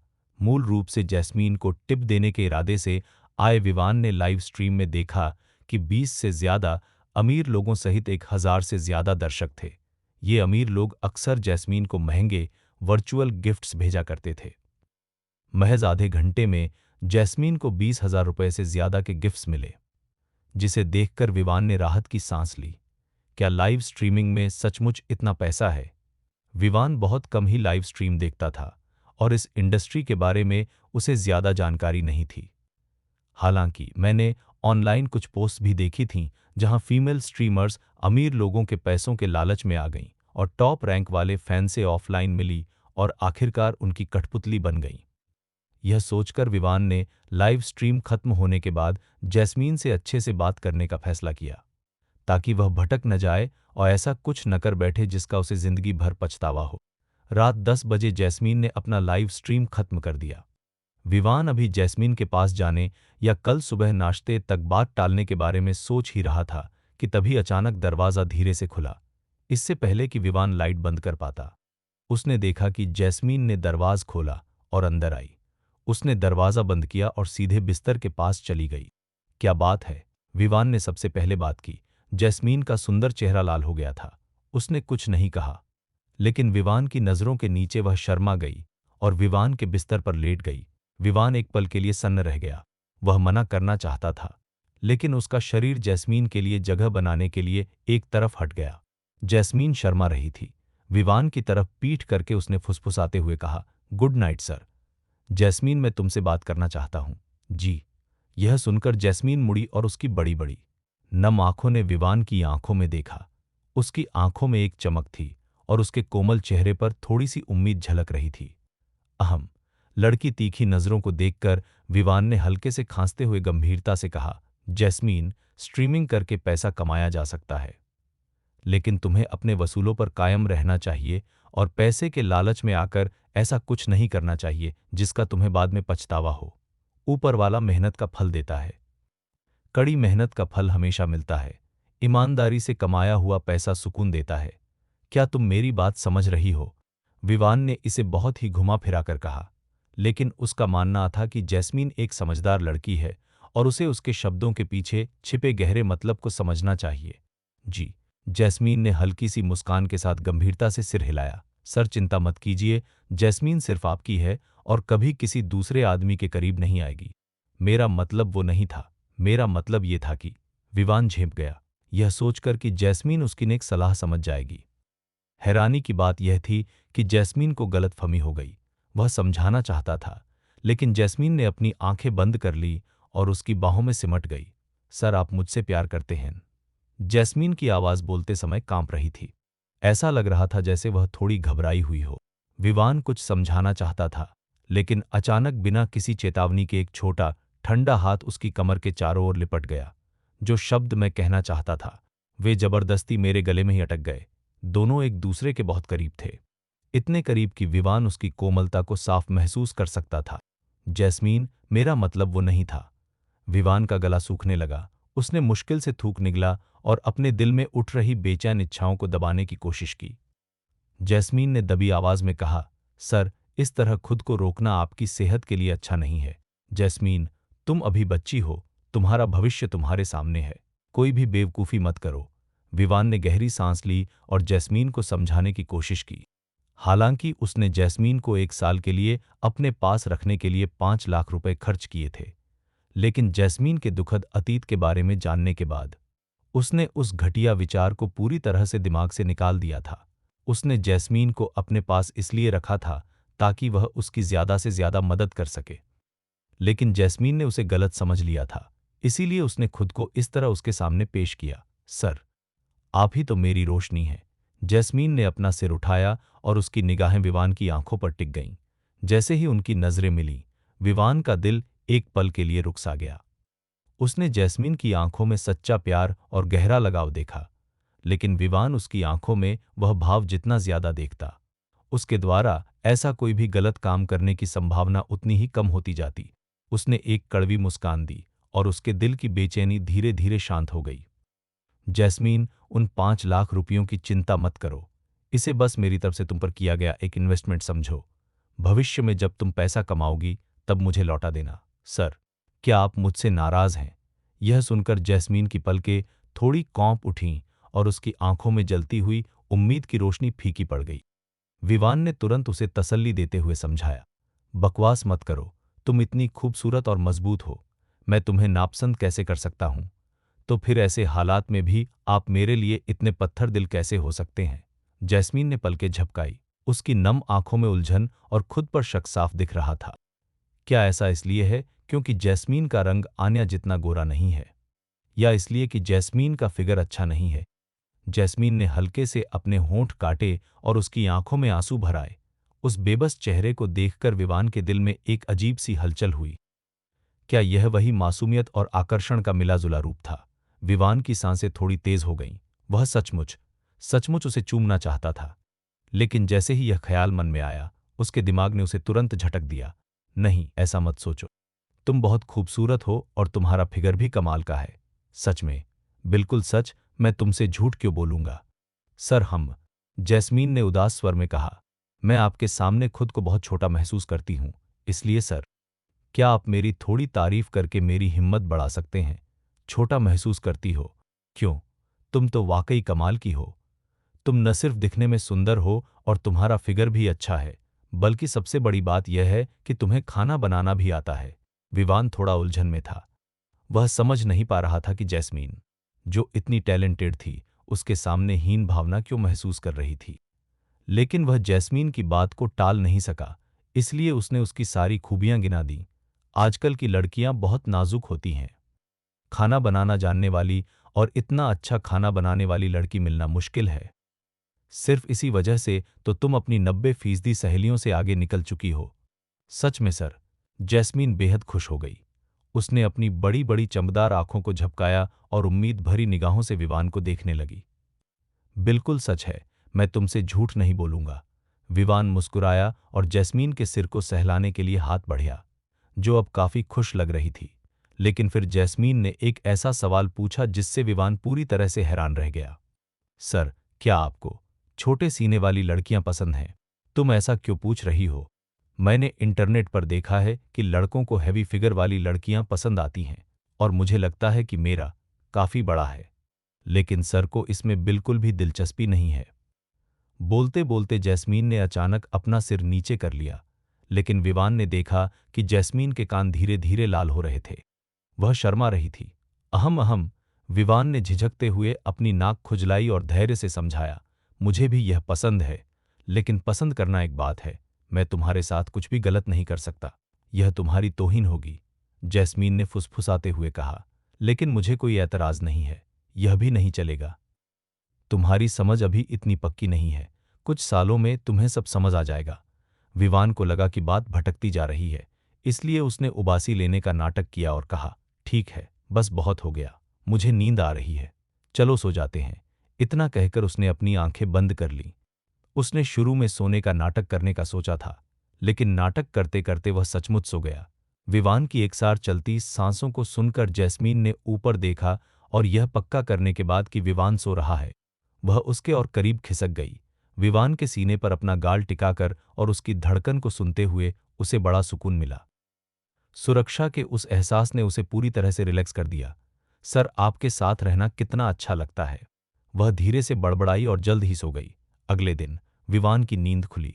उसने उठने की कोशिश की, लेकिन पाया कि कोई मुलायम और गर्म चीज उसके सीने पर दबाव डाल रही है। नीचे देखते ही विवान एक पल के लिए सन्न रह गया। जैस्मीन उसकी कमर के चारों ओर बाहें लपेटे हुए उसके सीने पर लेटी हुई थी, और वह मुलायम स्पर्श साफ तौर पर उस लड़की के यौवन का एहसास करा रहा था। उसकी आंखें बंद थीं, सांसें बहुत धीमी थीं, और वह सोए हुए बिल्ली के बच्चे की तरह शांत लग रही थी। एक पल के लिए विवान को उसे जगाने में हिचकिचाहट महसूस हुई। कुछ देर बाद जैस्मीन की लंबी पलकें थोड़ी सी कांपीं और उसने धीरे धीरे अपनी आंखें खोलीं। सर, कुछ पल के कन्फ्यूजन के बाद जैस्मीन तुरंत होश में आ गई। उसने विवान के सिर के दोनों ओर बिस्तर पर हाथ रखे और माफी मांगते हुए कहा, सॉरी सर, मेरी आंख देर से खुली। कोई बात नहीं, मैं भी ज्यादा देर तक सो गया था। दोनों ने एक दूसरे की आंखों में देखा। विवान मुस्कुराया और उठने ही वाला था कि जैसे ही उसकी नजर नीचे गई, उसे जैस्मीन के गले के नीचे की गोरी झलक दिखाई दी। सुबह के वक्त मर्दों के शरीर में एक अलग ही ऊर्जा होती है। इस नज़ारे को अचानक देखकर विवान खुद पर काबू नहीं रख पाया। उसने अजीब महसूस करते हुए अपनी नाक को छुआ और बनावटी हंसी के साथ कहा, जैस्मीन पहले तुम मुझसे हटो, मुझे उठना है। जी। जैस्मीन ने सिर हिलाया, फिर अचानक सीधी होकर बैठ गई, लेकिन वह पहले विवान की गोद के पास बैठी थी। यह अचानक उठना बिस्तर पर नहीं, बल्कि विवान के शरीर के एक खास हिस्से पर दबाव डाल गया। विवान की सांस अटक गई, मानो दर्द और मजे की मिलीजुली चीख निकलने ही वाली हो। सर, आप। जैस्मीन को भी कुछ गड़बड़ महसूस हुई। उसके गाल लाल हो गए और उसने शर्माते हुए विवान को देखा। विवान झटके से उठ बैठा। उसने जैस्मीन को अपने ऊपर से हटाया, फिर जल्दी से उठा और बाथरूम की ओर भागा। कुछ ही देर में बाथरूम से पानी गिरने की आवाज आने लगी। सर, जैस्मीन के चेहरे की लाली अभी तक नहीं गई थी। उसने अपने बाएं हाथ से अपने सीने को ढक लिया, उसकी आंखें चमक रही थीं। 15 मिनट बाद जैस्मीन ने नाश्ता तैयार कर लिया था। 2 कटोरी प्लेन नूडल्स, 3 फ्राइड अंडे और 2 कप गर्म मीठा दूध। विवान डाइनिंग टेबल पर बैठा था। थोड़ा शर्मिंदा सा लग रहा था। एक पल के लिए उसे समझ नहीं आया कि जैस्मीन का सामना कैसे करे। जैस्मीन ने एक फ्राइड अंडा उठाया और उसे विवान के कटोरे में डाल दिया। दोनों ने चुपचाप उस घटना का जिक्र करने से परहेज किया जो अभी अभी घटी थी। नाश्ता खत्म करने के बाद विवान ने जैस्मीन का इंतजार नहीं किया और जल्दी से ऑफिस के लिए निकल गया। पूरे रास्ते विवान अपने मन में उस शर्मनाक घटना को बार बार याद करता रहा जो सुबह बिस्तर से उठने से पहले हुई थी। मैं कल रात उसे ज्ञान देने की कोशिश कर रहा था, और आज सुबह इतनी अजीब हरकत हो गई। धत, मुझे डर है कि कहीं वह मुझे दोगला इंसान न समझ रही हो। विवान ने बेबसी भरी कड़वी मुस्कान दी। तभी अचानक एक एस्टन मार्टिन कार सड़क के किनारे उसके बगल में आकर रुकी। विवान अभी भी जैस्मीन के साथ तालमेल बिठाने के बारे में सोच ही रहा था कि तभी उसने किसी को अपना नाम पुकारते सुना। विवान। विवान ने अपना सिर घुमाया और देखा कि जयवर्धन कार में बैठा है। मिस्टर जयवर्धन, कोई काम था क्या? जयवर्धन के चेहरे पर कोई भाव नहीं था, बस आंखों में थोड़ी सी ठंडक थी, और कुछ नहीं। मैं बस तुम्हें अपनी औकात याद दिलाने आया हूं। आन्या कोई ऐसी लड़की नहीं है जिस पर तुम जैसे लोग डोरे डाल सकें। क्या मिस्टर जयवर्धन मुझे याद दिला रहे हैं या मुझे धमकी दे रहे हैं? सामने वाले के आक्रामक रवैये को देखकर विवान का चेहरा धीरे धीरे सख्त हो गया। जयवर्धन ने एक घमंडी मुस्कान के साथ कहा, अगर तुम अपनी भलाई चाहते हो तो इसे एक चेतावनी समझ लो, और अगर तुम अब भी अपनी औकात भूलकर चांद को छूने की कोशिश करोगे तो इसे मेरी धमकी समझ लो। अच्छा, ऐसा है? यह सुनकर विवान मुस्कुरा उठा। जयवर्धन ने थोड़ा भौहें चढ़ाते हुए कहा, तुम किस बात पर हंस रहे हो? विवान ने कंधे उचकाते हुए हंसते हुए कहा, मिस्टर जयवर्धन, आप अंदर से कितने डरे हुए होंगे कि यहां आकर मेरे जैसे एक डिप्टी मार्केटिंग मैनेजर को धमकी दे रहे हैं। जयवर्धन का चेहरा उतर गया, लेकिन वह इसका जवाब देने की हालत में नहीं था।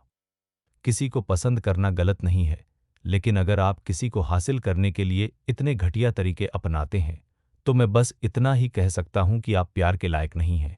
विवान ने धीरे से आह भरी, जयवर्धन के पीले पड़े चेहरे को नजरअंदाज किया और सीधे कंपनी की ओर जाने के लिए मुड़ गया। सुबह 11 बजे विवान अपना काम कर रहा था, तभी अचानक आन्या उसे ढूंढती हुई आ गई। थोड़ी देर के लिए अपना काम साइड में रखो और मेरे साथ बाहर चलो। आन्या के आने से मार्केटिंग डिपार्टमेंट में उसके साथी हैरान रह गए। आखिरकार मैडम आन्या मार्केटिंग डिपार्टमेंट में लगभग कभी नहीं आती थीं।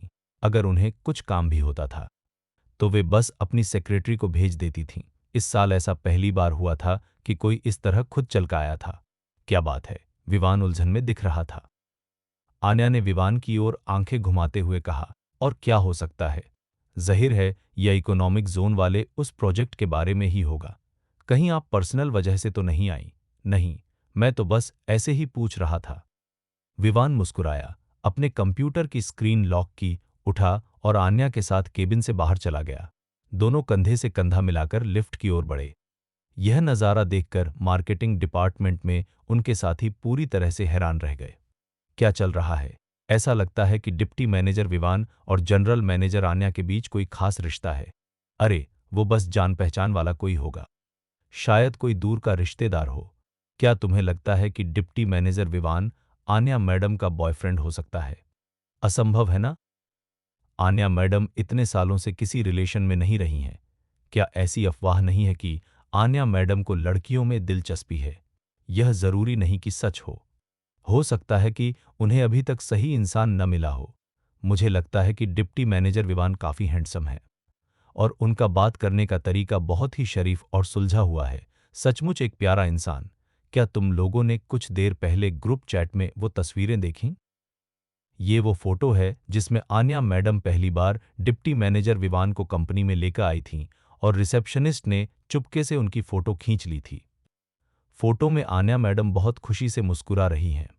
अब जब तुमने इसका जिक्र किया है तो मुझे भी जनरल मैनेजर आन्या और डिप्टी मैनेजर विवान के रिश्ते पर शक होने लगा है। मार्केटिंग डिपार्टमेंट में हंगामा मचा हुआ था और कई लोग विवान और आन्या के बीच के रिश्ते के बारे में दबी जुबान में बातें कर रहे थे। इन बातों को सुनकर समीर के चेहरे के भाव बार बार बदल रहे थे। यह नामुमकिन है। अगर विवान आन्या मैडम का बॉयफ्रेंड होता तो कल जब मिसेज माथुर ने उससे पंगा लिया तो आन्या मैडम ने उनके लिए कोई मुसीबत क्यों नहीं खड़ी की? समीर ने मन ही मन सोचा। इस तरह सोचने पर उसे और भी यकीन हो गया कि विवान और आन्या मैडम के बीच संबंध उतने गहरे नहीं थे जितना उनके साथी अंदाजा लगा रहे थे। अगर वे सिर्फ दूर के रिश्तेदार हैं तो यह बात समझ में आती है। आखिरकार किसी भी समझदार इंसान को यह समझना चाहिए कि कंपनी का फायदा किसी दूर के रिश्तेदार के फायदे से कहीं ज्यादा जरूरी है।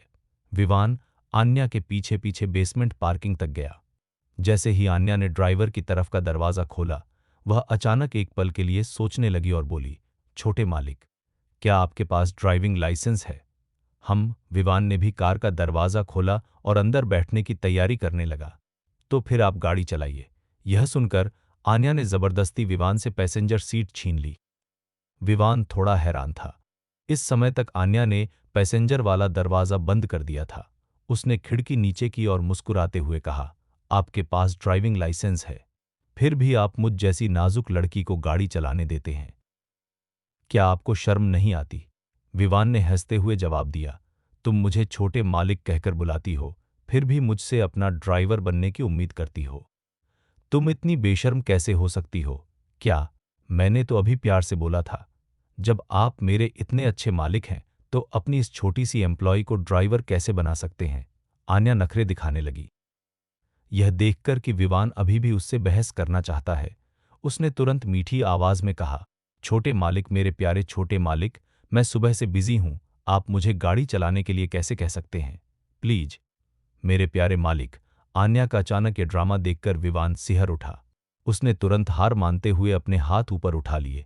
ठीक है, ठीक, बस करो, मैं तुम्हारा ड्राइवर बन जाऊंगा, ठीक है। ही। आन्या तुरंत खुशी से झूम उठी और प्यारी सी मुस्कान के साथ बोली, छोटे मालिक सबसे अच्छे हैं, वे अपनी इस खास दोस्त का ख्याल रखना जानते हैं। ऐसे बात मत करो, मुझसे यह बर्दाश्त नहीं होता। विवान ने एक टेढ़ी मुस्कान के साथ ड्राइवर की तरफ का दरवाजा खोला और अंदर बैठ गया। कार स्टार्ट हुई और उसके बगल में बैठी आन्या ने कार का नेविगेशन सिस्टम चालू किया और लोकेशन सेट कर दी। आन्या अच्छे मूड में लग रही थी, पूरे रास्ते लगातार बातें करती रही। विवान थोड़ा हैरान हुआ, इसलिए उसने पूछा, क्या आप इतने अच्छे मूड में इसलिए हैं क्योंकि इंडस्ट्रियल एरिया वाले प्रोजेक्ट्स में पैसा लगाना फायदेमंद है? मेरे छोटे मालिक तो बहुत होशियार हैं। यह सुनकर आन्या की मुस्कान और भी चौड़ी हो गई। शुरुआती सालों में उसने समुद्रिका ग्रुप को खड़ा करने के लिए बहुत सारे इन्वेस्टर्स ढूंढे और धीरे धीरे समुद्रिका को शहर की सबसे बड़ी इंटरनेशनल ट्रेडिंग कंपनी और फिर एक ग्रुप के रूप में बड़ा किया। इस सफर में कितनी मेहनत और मुश्किलें आईं, यह कोई सोच भी नहीं सकता। हालांकि एक बार जब यह इंडस्ट्री में टॉप पर पहुंच गया, तो समुद्रिका इंटरनेशनल ट्रेड के लिए यही उसकी लिमिट थी। अगर वे आगे बढ़ना चाहते हैं, तो उन्हें कुछ नया करने के अलावा कोई रास्ता नहीं है। इसलिए आन्या ने समुद्रिका ग्रुप का एक प्रोडक्ट प्रोसेसिंग प्लांट शहर में ही लगाने और समुद्रिका के लिए खास तौर पर एक कमर्शियल ब्रांड बनाने का फैसला किया। इन प्रोडक्ट्स में रोजमर्रा की चीजें, ऑफिस का सामान, कपड़े, घर का सामान, फर्नीचर और बहुत कुछ शामिल है। अगर यह प्लान सफल हो जाता है, तो समुद्रिका का भविष्य बहुत उज्जवल होगा। समुद्रिका की नींव आन्या ने ही रखी थी।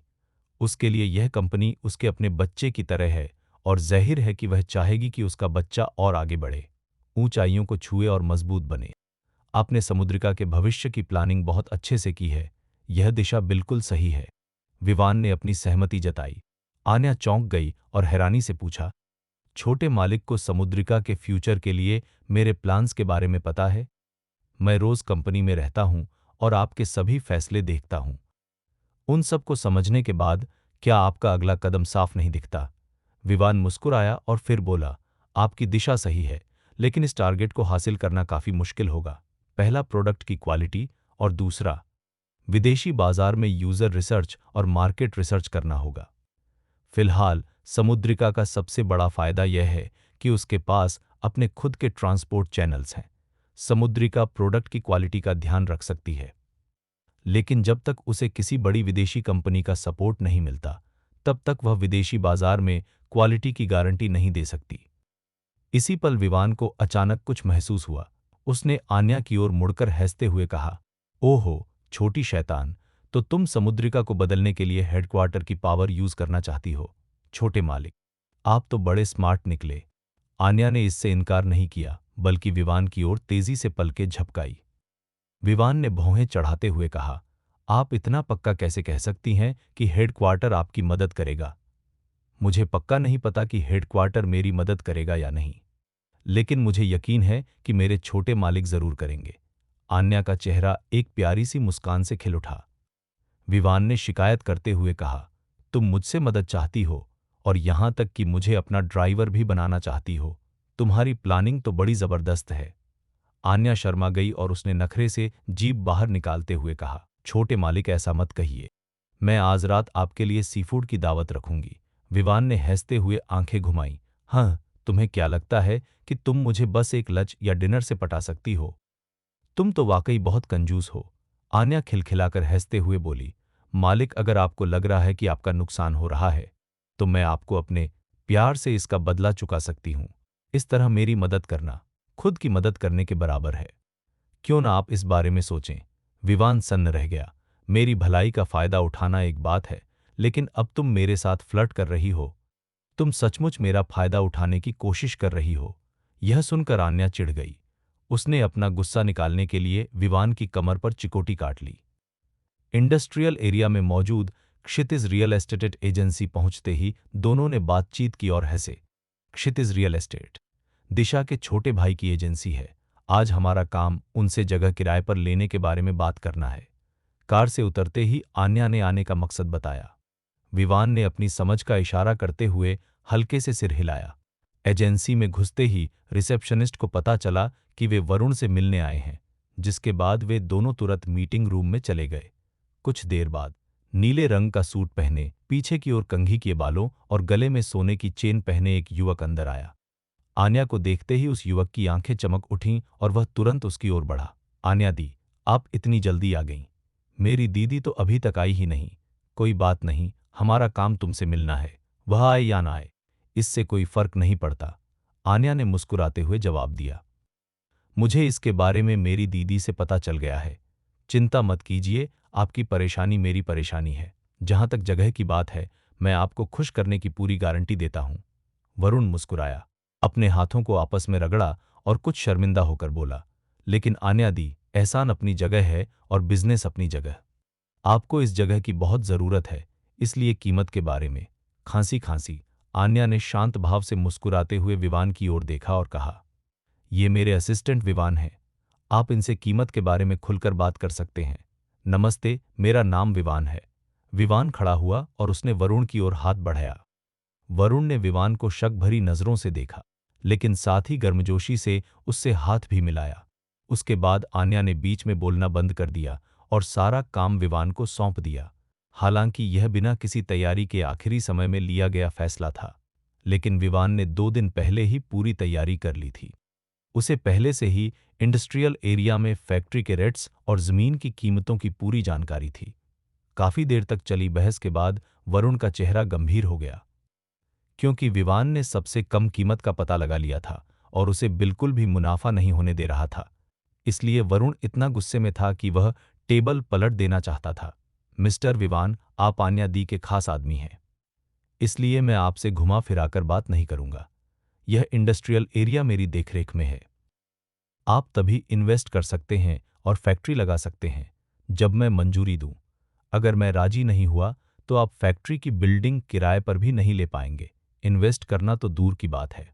मिस्टर वरुण, प्लीज गुस्सा मत कीजिए।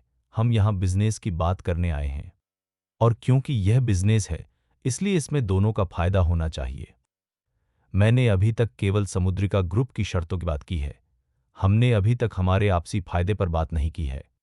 फायदा तो भाड़ में जाए। तुमने जो कहा उसके हिसाब से तो मुझे ब्रोकर के तौर पर कमीशन भी नहीं मिलता, तो फायदा कहां से आएगा? वरुण ने गाली देने से खुद को बड़ी मुश्किल से रोका। उसने अपनी बहन की खातिर ही ज्यादा मांग करने से परहेज किया, लेकिन विवान बहुत सख्त था। वह एक छोटा सा कमीशन देने को भी तैयार नहीं था। आन्या पूरी बातचीत सुनती रही, क्योंकि उसे विवान के मोलभाव करने का तरीका समझ नहीं आ रहा था। बिजनेसमैन फायदे को सबसे ऊपर रखते हैं। अगर वे सामने वाले को कोई छूट दिए बिना केवल अपना फायदा देखना जानते हैं, तो इसका आखिरी नतीजा केवल बातचीत का टूट जाना और कड़वाहट ही होगा। उसने सोचा था कि विवान इतनी बड़ी गलती नहीं करेगा, लेकिन फिर उसने सोचा कि विवान ने पहले कभी कोई कंपनी नहीं चलाई थी या पार्टनरशिप के लिए डील नहीं की थी, इसलिए इस मामले में उसके तजुर्बे की कमी समझ में आती है। जैसे ही वह मामले को अपने हाथ में लेने वाली थी, विवान ने उसे इशारा किया, यह बताते हुए कि उसे बीच में नहीं बोलना चाहिए। हम देखती हूं तुम कितने पानी में हो। यह देखकर आन्या ने अपने होंठ सिकोड़ लिए और चुप रही। विवान को अपनी किरकिरी करवाते देखने का इंतजार करने लगी। वरुण के चेहरे पर साफ दिख रही नाराजगी के सामने विवान ने मुस्कुराते हुए कहा, इंडस्ट्रियल एरिया की लोकेशन अच्छी है और यह काफी विकसित भी है, लेकिन अगर बस इतना ही काफी होता तो यहां जमीन की कीमतें आसमान छू रही होती। मेरे पास एक प्लान है। मिस्टर वरुण को पहले इसे सुनना चाहिए। फिलहाल समुद्रिका ग्रुप विकास के एक ऐसे मोड़ पर आ गया है जहां स्थिति रुक सी गई है। अगर उसे आगे बढ़ना है तो उसे अपना पूरा कायापलट करना होगा। समुद्रिका ग्रुप के बदलाव में अपना खुद का ब्रांड बनाना और प्रोडक्ट्स की एक बड़ी रेंज को कवर करना शामिल है। अगर समुद्रिका का ब्रांड बन जाता है और उसकी साख मजबूत हो जाती है और उसका प्रोडक्शन बेस इस इंडस्ट्रियल एरिया में होता है, तो इस इलाके की वैल्यू बढ़ेगी और यह इंडस्ट्रियल एरिया में इन्वेस्ट करने और फैक्ट्रियां लगाने के लिए और भी बिजनेस को खींचेगा। अगर आप पैसा कमाना चाहते हैं तो आपको लंबी रेस का घोड़ा बनना होगा। मेरा सुझाव है कि मिस्टर वरुण समुद्रिका में इन्वेस्ट करें। बेशक आपको कोई पैसा लगाने की जरूरत नहीं है, आपको केवल जगह देनी होगी। बदले में एक बार जब समुद्रिका ब्रांड मशहूर हो जाएगा तो यह इस इंडस्ट्रियल एरिया को गति देने, खुद को प्रमोट करने और इसकी वैल्यू बढ़ाने में मदद करेगा। इस तरह न केवल आपके अधिकार में आने वाले इलाके की कीमत बढ़ेगी, बल्कि आसपास की प्रॉपर्टीज के रेट्स भी उसी हिसाब से बढ़ेंगे। इससे भी जरूरी बात यह है कि यह आसपास के लोगों के लिए रोजगार के मौके भी पैदा कर सकता है, जिससे उन्हें अच्छी सैलरी वाली नौकरी खोजने में मदद मिलेगी। जब वह समय आएगा तो मिस्टर वरुण यहां आने वाली कंपनियों के लिए स्टैंडर्ड तय कर सकते हैं और बिना किसी अच्छी साख या ब्रांड वाली कंपनियां यहां फैक्ट्री लगाने के लायक ही नहीं समझी जाएंगी।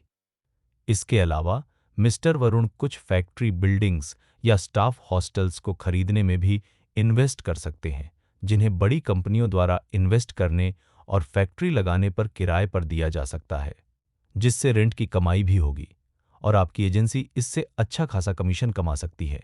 इन सभी फायदों को मिलाकर मिस्टर वरुण एक बड़ी दौलत बना सकते हैं। विवान ने अपना प्लान सामने रखा। इस समय वरुण सन्न रह गया। उसने मुश्किल से अपनी थूक निगली। उसका दिमाग पहले से ही इस बात की कल्पना में दौड़ रहा था कि अगर प्लान सफल हो गया तो वह कितना पैसा छापेगा। एक तरफ खड़ी आन्या पूरी तरह से हैरान दिख रही थी। यह प्लान एकदम सही है। आप तरह तरह के वादे कर रहे हैं, लेकिन क्या आप इसकी सफलता की गारंटी दे सकते हैं? हालांकि वरुण को बहुत लालच आया, लेकिन उसे यह भी लगा कि यह सब बहुत ही ख्याली और नामुमकिन सा है। अगर प्लान फेल होता है तो सबसे बड़ा नुकसान समुद्रिका ग्रुप का होगा। मिस्टर वरुण का तो बस थोड़ा ब्रोकरेज और रिश्वत के रूप में थोड़ी सी रकम का ही नुकसान होगा। असल में कोई बड़ा नुकसान नहीं होगा, है ना? विवान हंसते हुए बोले। लेकिन अगर प्लान सफल हो जाता है तो मिस्टर वरुण, आप कम से कम समय में बहुत सारा पैसा कमा सकेंगे और पूरी तरह सेठ हो जाएंगे। मुझे सच में कोई कारण समझ में नहीं आता कि मिस्टर वरुण इतने कम खर्च और कम रिस्क वाले इन्वेस्टमेंट को क्यों मना करेंगे। विवान को पूरा भरोसा था। उसे पक्का यकीन था कि वरुण समझौता कर लेगा और इन्वेस्ट करने के लिए मान जाएगा। कुछ देर बात करने के बाद विवान को लगा कि उसका गला सूखने लगा है। तभी किसी ने उसे पानी का गिलास दिया। विवान ने अनजाने में उसे ले लिया, यह सोचकर कि यह अन्याय है। वह थैंक यू कहने ही वाला था, लेकिन जब उसने पीछे मुड़कर देखा तो पाया कि आन्या नहीं बल्कि दिशा थी। अरे, तुम यहां कब आई? दिशा को देखकर विवान हैरान रह गया। दिशा ने हल्की सी मुस्कान के साथ कहा, मैं यहां काफी देर से हूं, लेकिन आप सब अपनी बातों में इतने खोए थे कि आपने मुझे देखा ही नहीं। आने वाले को देखकर वरुण ने अपनी बहन दिशा से उसकी राय पूछी। वह समझ नहीं पा रहा था कि क्या करना चाहिए। दीदी, तुमने अभी सब कुछ सुन लिया, है ना? तुम्हें लगता है कि इसका प्लान सही है या वह मुझे टोपी पहनाने की कोशिश कर रहा है? यह सुनकर दिशा ने उस पर आंखें तरेरीं और चिढ़ते हुए बोली, तेरे जैसे लोकल गुंडे में ऐसी क्या खास बात है? उसने तुझसे न तो पैसे मांगे और न ही कोई काम। वह तुझे सामने से पैसे दे रहा है और फिर भी तू उसे गलत समझ रहा है। मैंने तेरे जैसा गधा कभी नहीं देखा रे। वरुण का चेहरा लाल हो गया और वह कुछ नाराज होकर बोला, दीदी, मैं अब भी तुम्हारा सगा भाई हूं। तुम बाहरी लोगों के सामने मेरे बारे में इस तरह बुरा भला कैसे कह सकती हो? दिशा आगे बढ़ी और अपने छोटे भाई वरुण का कान पकड़कर उसे डांटते हुए बोली, तुझे ताना मारने में क्या बुराई है? तू है ही बेवकूफ। इतना अच्छा मौका है, तू मान क्यों नहीं जाता? अरे दीदी, छोड़ो छोड़ो। अगर तुम ऐसा करती रहोगी तो मुझे गुस्सा आ जाएगा। वरुण ने तुरंत चीख मारी। दिशा गुस्से से हंस पड़ी। ओहो, अब गुस्सा आ रहा है? क्या तू मुझे मार सकता है? अगर तू सच में गुस्सा हो गया तो मैं तुझे इतनी बुरी तरह पीटूंगी कि हमारे पिताजी भी तुझे पहचान नहीं पाएंगे, समझे या नहीं? दीदी, मेरी गलती थी, मैं गलत था, ठीक है। मुझे अभी छोड़ दो, दर्द हो रहा है। वरुण ने हार मान ली। इस नज़ारे को देखकर विवान को अजीब महसूस हुआ। क्या इसे ही बड़ी बहन का खौफ कहते हैं? शुक्र है मेरी कोई बड़ी बहन नहीं है, वरना मैं सचमुच मुसीबत में पड़ जाता। आन्या पास आकर फुसफुसाई, डर गए। अगर डरे हुए हो तो इस औरत से दूर रहो। इसने कराटे की ट्रेनिंग ली है और इसके वार से सचमुच बहुत दर्द हो सकता है। हालांकि आन्या ने अपनी आवाज धीमी रखी, फिर भी दिशा ने उसे सुन लिया। उसने अपना सिर घुमाया और आन्या को गुस्से से घूरने लगी। अरे ओ चुड़ैल, अफवाहें मत फैला। मैं बहुत कोमल और दयालु हूं, मैं कभी अपने ही आदमी को नहीं मारूंगी। फिर उसने विवान को एक प्यारी सी मुस्कान दी और कहा, हैंडसम, उसकी बकवास पर ध्यान मत दो। चीज कितनी मीठी है, यह तो तुम खुद चखकर ही जान सकते हो। यह कहने के बाद उसने विवान को शरारती अंदाज में आंख भी मारी। विवान ने अजीब सी मुस्कान दी और कोई जवाब नहीं दिया। लगभग 1 बज रहा था जब दिशा ने एक पार्टी का इंतजाम किया और विवान और आन्या को पास के एक रेस्टोरेंट में लंच के लिए इनवाइट किया। बेशक आखिरकार बिल भरने वाला इंसान उसका छोटा भाई वरुण ही था। वरुण ने इस बारे में कोई नाराजगी या शिकायत नहीं जताई। आखिरकार उसकी बहन ने उसे पीटने की वाकई बहुत हिम्मत दिखाई थी। दूसरा, वह विवान से इंडस्ट्रियल एरिया के भविष्य के विकास के बारे में विस्तार से बात करना चाहता था। हालांकि वह एक लोकल गुंडा टाइप का था, लेकिन गुंडों को भी खाने पीने और पैसे कमाने की जरूरत होती है। अगर उसकी बहन के इन्वेस्टमेंट की बदौलत ही वह एक रियल एस्टेट एजेंसी खोलकर एक इज्जतदार करियर ही बना पाया होता, तो शायद वह आज भी अपने भाई लड़कों की टोली लेकर सड़कों पर ही घूम रहा होता। विवान भाई, आपसे मिलकर बहुत खुशी हुई। आपसे तुरंत ही एक अपनापन महसूस हुआ। यह ड्रिंक आपके लिए है। अब से आइए भाईचारे से मिलकर पैसा कमाएं। खाने की मेज पर वरुण को अपनी बहन दिशा से एक इशारा मिला, इसलिए उसने विवान के साथ ड्रिंक्स का दौर जारी रखा। विवान भाई, अगर भविष्य में मैं आपके लिए कुछ कर सकूं, तो मुझे बता देना। जब तक यह मेरे बस में होगा, मैं मना नहीं करूंगा। यह पैंग आपके लिए है। आप जितना चाहे पी सकते हैं, मैं अपना पूरा पी लूंगा। विवान भाई, क्या हम भाई हैं या नहीं? अगर हम भाई हैं, तो चलिए शुरू करते हैं। विवान भाई, प्लीज मेरी बात सुनिए। खाने के दौरान विवान ने नाम मात्र का खाना खाया, लेकिन काफी मात्रा में शराब पी। वह बहुत ज्यादा शराब नहीं पीता था, लेकिन इतनी कच्ची भी नहीं थी। लगातार 4 गिलास विस्की पीने के बाद ही उसे हल्का नशा हो गया था और वह थोड़ा बहकने लगा था। यह स्थिति अजीब होती है, आपका दिमाग साफ होता है, लेकिन अगर आप और अधिक पीते हैं तो आप बेहोश हो जाएंगे। अपनी कैपेसिटी को जानते हुए विवान ने पीना बंद कर दिया। आन्या और दिशा को दोपहर में काम करना था, इसलिए उन्होंने शराब नहीं पी। जब वे पेट भर खा पी चुके थे, तब आन्या ने विवान को वापस कंपनी ले जाने का सुझाव दिया। शायद पेट भरकर पीने के कारण वरुण विवान से लगातार बड़बड़ करता रहा।